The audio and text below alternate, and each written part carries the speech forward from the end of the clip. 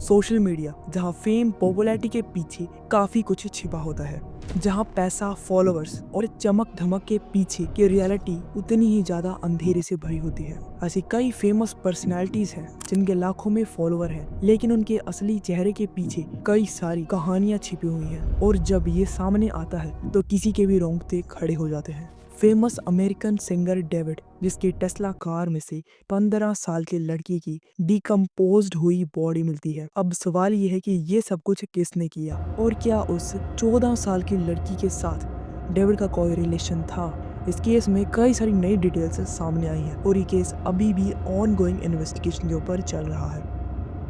ये सब चीज़ें हमें सोचने पर मजबूर कर देती हैं कि हमें तो सोशल मीडिया के ऊपर दिखाया जाता है वो हर बार सच नहीं होता।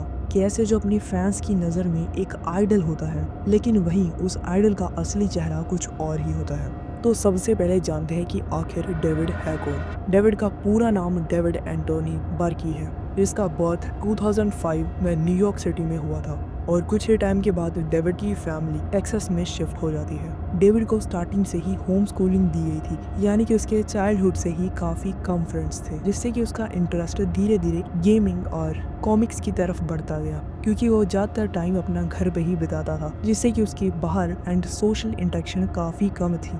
और इन सब के कारण ही डेविड बचपन से लोनलेस फील करता था और ये सब कुछ हमें उसके सॉन्ग्स में देखने को मिल जाता है। डेविड अपने सारे इमोशंस अपने सॉन्ग में डिलीवर करने की कोशिश करता था। जैसे कि हमने पहले बात की कि उसका बचपन से ही इंटरेस्ट गेमिंग में था, जिससे कि उसने अपना यूट्यूब चैनल गेमिंग में स्टार्ट किया। उसका बचपन से माइंडसेट था कि वो एक गेमर बनना चाहता है। वो यूट्यूब के ऊपर अपनी गेम प्ले की वीडियोस और कुछ गेम्स की क्लिप्स डालना स्टार्ट कर देता है और साथ ही साथ अपनी वीडियोस में कुछ फेमस सॉन्ग्स को भी ऐड करता है। लेकिन जैसा कि हम सब जानते हैं, सॉन्ग्स के जिससे कि डेविड ने धीरे धीरे खुद से ही सॉन्ग बनाना स्टार्ट कर दिया। एंड जब उसने अपना पहला सॉन्ग बनाया तो वो कुछ ज़्यादा खास चला नहीं, लेकिन धीरे धीरे डेविड ने इन सब के ऊपर भी काम करना स्टार्ट कर दिया एंड अपनी लोनलेस और अपना सारा पेन वो अपनी सॉन्ग्स में दिखाना स्टार्ट करने लग पड़ा, जिससे कि धीरे धीरे डेविड पॉपुलर भी होने लगा। डेविड के सॉन्ग्स कुछ इस तरह से होते थे कि वो अपनी सॉन्ग्स में डबल पर्सनैलिटीज शो करता था। डेविड के सॉन्ग अक्सर मल्टी पर्सनैलिटीज के होते थे एंड साथ ही साथ वो लोनलेस और सैड से भरे होते थे, जिससे कि उसके फैंस को लगता था कि जैसे कोई उनके दर्द को अपनी आवाज़ दे रहा है। और ऐसा ही करते करते डेविड धीरे धीरे लोगों के बीच में पॉपुलर होना स्टार्ट हो गया, जिसमें कि डेविड का सॉन्ग रोमांटिक होमिसाइड, ये पूरा गाना सैड, क्रिपीनेस और एक पेन से भरा हुआ था, जिसे कि डेविड ने खुद लिखा, कंपोज और पोस्ट किया। जो गाना तेजी से वायरल हो गया और यूट्यूब के ऊपर पूरे 200 मिलियन से ज्यादा इस गाने के ऊपर व्यूज हैं और टिकटॉक के ऊपर भी इस गाने पर काफी ज्यादा वीडियोस बनी, जिससे कि डेविड को फेम और पॉपुलैरिटी तो काफी मिली, लेकिन डेविड के अंदर का अकेलापन उतना ही ज्यादा बढ़ गया। On the 4th year, I retired. And on the 5th year, I'm off the grid, living somewhere like on an island with this crazy crib. No social media, no digital footprint. I'm just gone. कहते हैं कि जब fame आता है तो उसके साथ साथ एरोगेंट और पागलपन भी अपने साथ लाता है।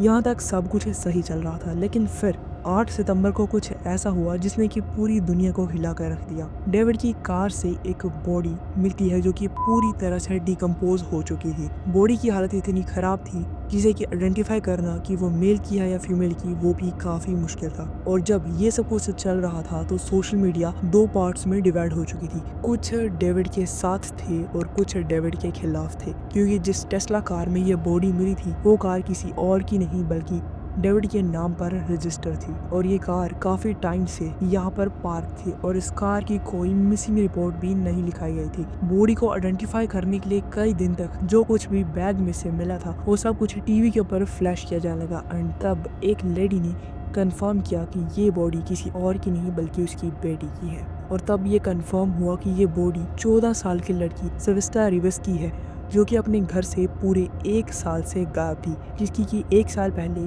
FIR रिपोर्ट लिखवाई गई थी, जिससे कि लोगों ने कई सारी थ्योरीज बनाना स्टार्ट कर दी, क्योंकि सेलेस की मॉम ने बॉडी को एक टैटू से आइडेंटिफाई किया था और वही सेम टैटू डेविड के हाथ में भी था, जिससे कि धीरे धीरे ये रूमर्स स्टार्ट हो गए थे कि डेविड एंड सेलेस्ट के बीच में कोई रिलेशन था। इंटरनेट के ऊपर डेविड की पुरानी काफ़ी वीडियोस एंड फोटोज वायरल होने लगी, इसमें कि वो सेलेस के साथ था। अभी तक ये कंफर्म तो नहीं हुआ है कि डेविड एंड सेलेसा का क्या रिलेशन था। इन्वेस्टिगेशन में बॉडी की डेथ कारण भी अभी तक कंफर्म नहीं किया गया है। एंड इस बात को लेकर इंटरनेट के ऊपर तो कई सारे रूमर्स फैल रहे हैं, और अगर उन सब रूमर्स को मैं बताने लगा तो ये वीडियो काफ़ी ज़्यादा लंबी हो जाएगी। एंड मेन थिंग यही है कि जो इंटरनेट के ऊपर जितना हमें दिखाया जाता है वो एक्चुअल में हमेशा सच नहीं होता, लेकिन इस केस से ये सब कुछ तो कंफर्म हो जाता है कि सोशल मीडिया के ऊपर दिखाया जाता है हर टाइम सही नहीं होता।